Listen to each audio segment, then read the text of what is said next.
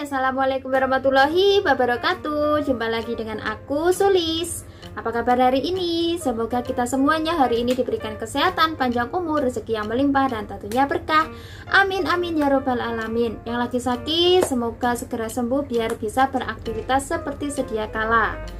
Sesuai di judulnya teman-teman, kontenku kali ini aku mau membahas tentang calo yang ada di Bandara Hong Kong dan bagaimana tipsnya agar kita itu bisa terhindar dari calo yang ada di Bandara Hong Kong ketika kita mau pulang ke Indonesia. Calo yang ada di Bandara Hong Kong ini ya teman-teman, sebenarnya orang Indonesia juga ya, tapi sama-sama orang Indonesia dia itu jahat banget ya, malakin temennya yang mau pulang ke Indonesia. Nah, ini ada kejadian seorang ibu-ibu yang mau pulang ke Indonesia ya, bersama dua temennya yang mau pulang juga. Tapi kedua temennya itu bisa masuk dengan mulus. Ketika si ibu ini mau masuk, ditahan sama si calo dan dimintain HP ya katanya. Mau dibantu mendownloadkan aplikasi dan harus membayar sebesar 300 atau 350 dolar. Ketika itu si ibu bilang, kenapa kok mahal banget, dan si calo ini marah-marah teman-teman. Dan akhirnya si ibu ini nggak mau ribet dan nggak mau rame, dikasihlah uang sebesar 250 dolar. 250 dolar ini kalau dirupiahkan ya lumayan banget, 400.000 sekian kayak gitu ya teman-teman. Nah, calo yang ada di Bandara Hong Kong ini ya, dia itu biasanya duduk di tengah-tengah bandara ya. Kalau dari pintu utama sebelah kiri agak tengah, di sana itu ada tempat duduk ya, kalau belum berubah. Karena dulu itu aku terakhir ke sana pada tahun 2013 pas nganter temenku. Ya, sama juga dihampiri sama si calo tersebut ya. Orangnya itu gemuk-gemuk dan ada yang kurus juga. Dia itu kayak sok kenal kayak gitulah. Tapi pas dulu itu aku cuekin dia dan akhirnya dia itu pergi sendiri kayak gitu ya teman-teman. Nah, tipsnya bagaimana kita itu agar bisa terhindar dari calo yang ada di Bandara Hong Kong. Yang pertama, kita itu harus cari informasi sebelum pulang ya. Kenapa? Karena kan sekarang ini lagi corona, pastinya ada tambahan persyaratan seperti harus mendownload aplikasi e-hub, terus harus mendownload aplikasi buat HP biar nanti nggak kena bea cukai kayak gitu. Terus kita itu harus bawa surat vaksin, harus bawa surat PCR kayak gitu, dan dokumen lainnya. Untuk aplikasi-aplikasi tersebut kalian wajib dan usahakan download saja pas sebelum ke bandara ya, biar di bandara itu kalian gak ribet sendiri ya. Nanti kalau kalian itu ribet sendiri pasti akan dihampiri sama si calo tersebut, dan akhirnya ya nanti kalian dikerubung dan ya gitulah, karena si calo itu nggak cukup satu orang, pasti bawa temennya lagi kayak gitu. Nah, untuk tips yang kedua, usahakan kalian jangan terlalu banyak membawa barang. Kenapa? Karena kalau terlalu banyak membawa barang ya, kalian akan kerepotan dan tentunya capek rek, masuk ngeret-ngeret koper arek mantuk ya kan, nggak enak. Yola lebih barang akeh seharusnya dipaketkan terlebih dahulu ben nggak ngotong-ngotong barang ya pas di bandara.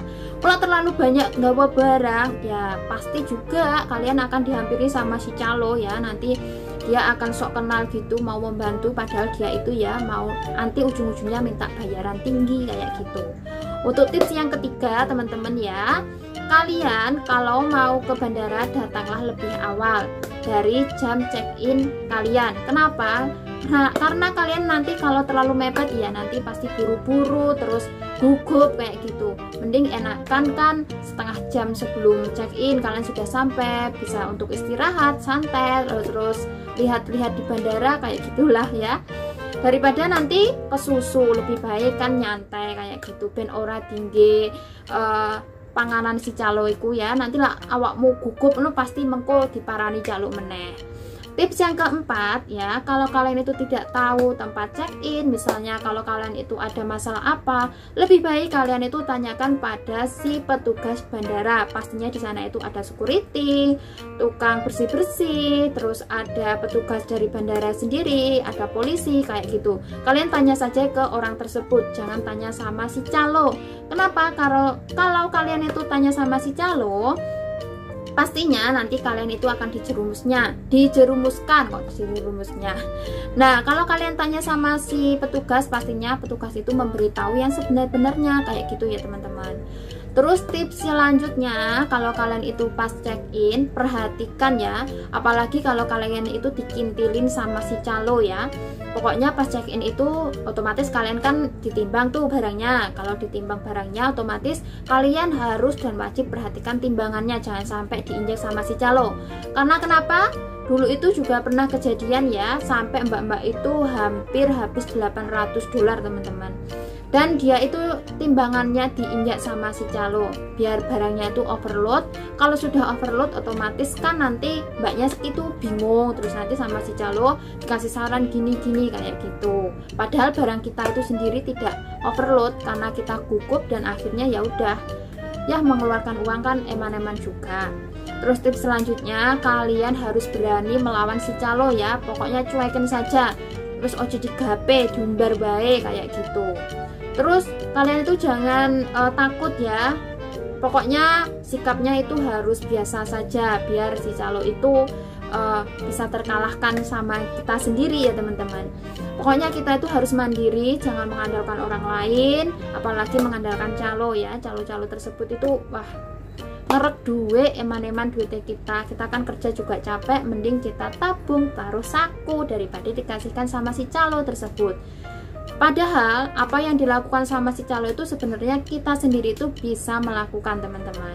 Nah nanti aku mau tunjukkan video di akhir video ini ya teman-teman, mbak-mbak yang di mbak-mbak salah deh, ibu-ibu yang di wawancarai sama seseorang setelah dipalak sama si calo tersebut.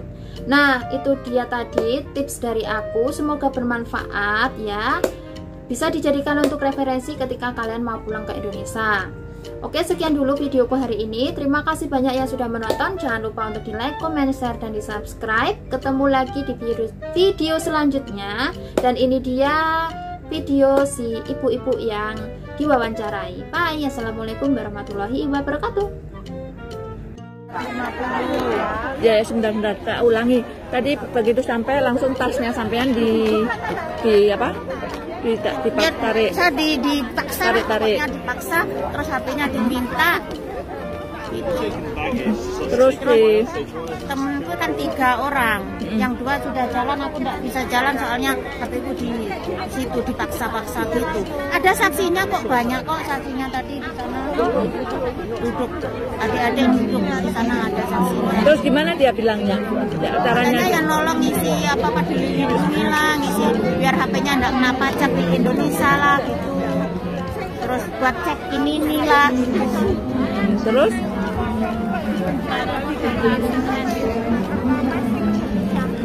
Terus ya udahlah, aku daripada ribut tak kasih uang.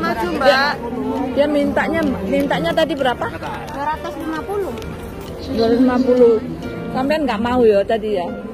Aku nggak mau sebenarnya, tapi dia maksa. Terus daripada ribut ya terus tak bayar 250 loh.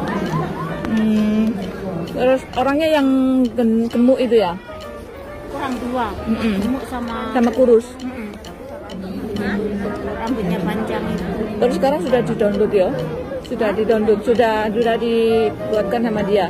Sudah katanya. Sudah dibuatkan.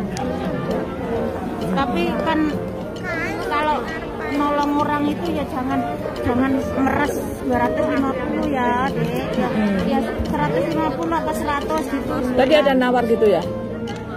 Tak bilang kemahalan gitu, dia minta kok mahal, aku bilang gitu dia